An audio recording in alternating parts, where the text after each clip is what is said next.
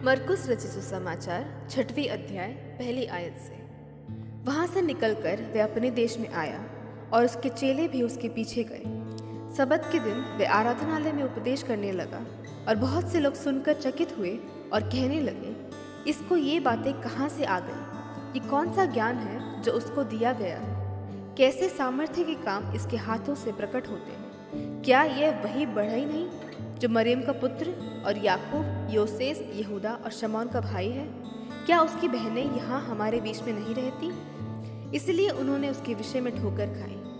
यीशु ने उनसे कहा, भविष्यद्वक्ता का अपने देश और अपने कुटुंब और अपने घर को छोड़ और कहीं भी निरादर नहीं होता। वे वहाँ कोई सामर्थ्य का काम ना कर सका, केवल थोड़े से बीमारों पर हाथ रखकर उन्हें चंगा किया। और उसे उनके अविश्वास पर आश्चर्य हुआ और वह चारों ओर के गांवों में उपदेश करता फिरा। उसने 12 को अपने पास बुलाया और उन्हें 2-2 करके भेजने लगा और उन्हें अशुद्ध आत्माओं पर अधिकार दिया। उसने उन्हें आज्ञा दी, मार्ग के लिए लाठी छोड़ और कुछ ना लो, ना तो रोटी, ना झोली, ना बटुए में पैसे, परंतु जूतियाँ पहनो और 2-2 कुर्ते ना पहनो। और उसने उनसे कहा, जहाँ कहीं तुम किसी घर में उतरो तो जब तक वहाँ से विदा ना हो तब तक उसी घर में ठहरे रहो। जिस स्थान के लोग तुम्हें ग्रहण ना करें और तुम्हारी ना सुने, वहाँ से चलते ही अपने तलवों की धूल झाड़ डालो कि उन पर गवाही हो। तब उन्होंने जाकर प्रचार किया कि मन फिराओ, और बहुत सी दुष्टात्माओं को निकाला और बहुत से बीमारों पर तेल मलकर उन्हें चंगा किया। हेरोदेस राजा ने भी इसकी चर्चा सुनी, क्योंकि उसका नाम फैल गया था, और उसने कहा, यूहन्ना बपतिस्मा देने वाला मरे हुओं में से जी उठा है, इसलिए उससे ये सामर्थ्य के काम प्रकट होते हैं। अन्य लोगों ने कहा कि एलिया है, परंतु कुछ अन्य ने कहा भविष्यद्वक्ता या भविष्यद्वक्ताओं में से किसी एक के समान है। हेरोदेस ने यह सुनकर कहा, जिस यूहन्ना का सिर मैंने कटवाया था वही जी उठा है। हेरोदेस ने अपने भाई फिलिपुस की पत्नी हेरोदियास के कारण, जिससे उसने विवाह कर लिया था, लोगों को भेजकर यूहन्ना को पकड़वाकर बंदीगृह में डाल दिया था, क्योंकि यूहन्ना ने हेरोदेस से कहा था, अपनी भाई की पत्नी को रखना तुझे उचित नहीं। इसलिए हेरोदियास उससे बैर रखती थी और यह चाहती थी कि उसे मरवा डाले, परंतु ऐसा ना हो सका, क्योंकि हेरोदेस यूहन्ना को धर्मी और पवित्र पुरुष जानकर उससे डरता था और उसे बचाए रखता था, और उसकी बातें सुनकर बहुत घबराता था, पर आनंद से सुनता था।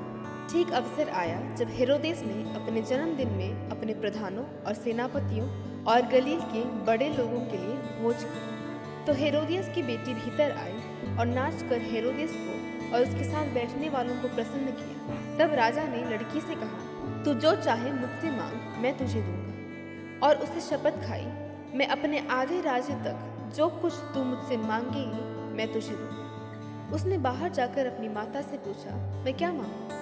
वह बोली, यूहन्ना बपतिस्मा देने वाले का सिर।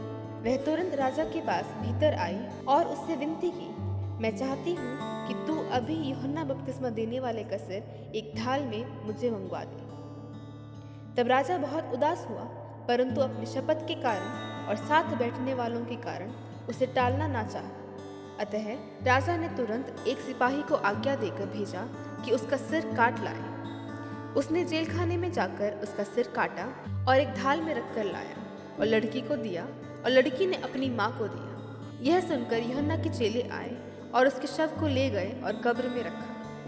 प्रेरितों ने यीशु के पास इकट्ठे होकर जो कुछ उन्होंने किया और सिखाया था सब उसको बताया। उसने उनसे कहा, तुम आप अलग किसी एकांत स्थान में चलकर थोड़ा विश्राम करो, क्योंकि बहुत लोग आते जाते थे और उन्हें खाने का अवसर भी नहीं मिलता था। इसलिए वे नाव पर चढ़कर सुनसान जगह में अलग चले गए। बहुतों ने उन्हें जाते देखकर पहचान लिया और सब नगरों से इकट्ठे होकर वहां पैदल दौड़े और उनसे पहले जा पहुंचे। उसने उतरकर बड़ी भीड़ देखी और उन पर तरस खाया, क्योंकि वह उन भेड़ों के समान थे जिनका कोई रखवाला ना हो, और वह उन्हें बहुत सी बातें सिखाने लगा। जब दिन बहुत टल गया तो उसके चेले उसके पास आकर कहने लगे, ये सुनसान जगह है और दिन बहुत टल गया, उन्हें विदा कर कि चारों ओर के गांवों और बस्तियों में जाकर अपने लिए कुछ खाने को मोल ले। उसने उत्तर दिया, तुम ही उन्हें खाने को दो। उन्होंने उससे कहा, क्या हम 100 दीनार की रोटियां मोल लें और उन्हें खिलाएं? उसने उनसे कहा, जाकर देखो तुम्हारे पास कितनी रोटियां हैं। उन्होंने मालूम करके कहा, 5 और 2 मछली भी। तब उसने उन्हें आज्ञा दी कि सबको हरी घास पर पांति पांति से बैठा दो। वे 100-100 और 50-50 करके पांति पांति बैठ गए।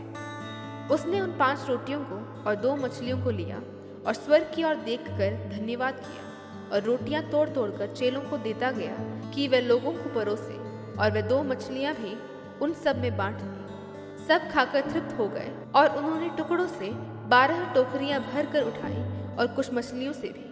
जिन्होंने रोटियां खाई वे 5000 पुरुष थे।